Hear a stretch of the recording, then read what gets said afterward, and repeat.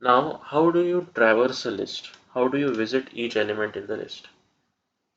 There are multiple ways. First is, let's say, using for loop. This is the simplest and most Pythonic way.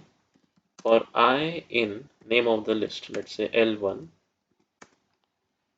do whatever action you want to do on it. So here, let's say I just want to print it. So L, print I, because I is, now I will take the values of different elements from the list in every iteration. Okay, so in the first iteration, I will be the first element from the list that will get printed. In the second iteration, I will be the second element of the list, L1, and that element will be printed.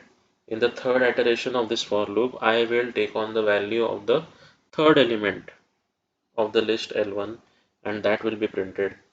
Okay, so if I run this,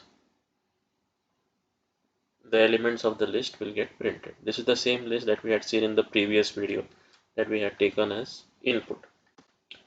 Okay, another way is using while loop. Now, while loop is an entry control loop.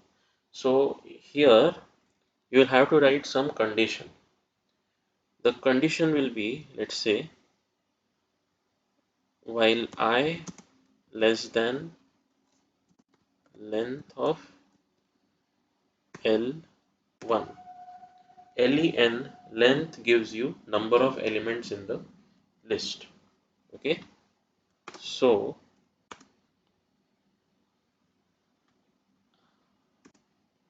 I will have to initialize I to 0, and while I is less than length of L1, so what do I have to do? I have to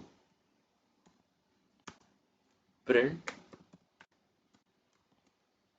L1 of I.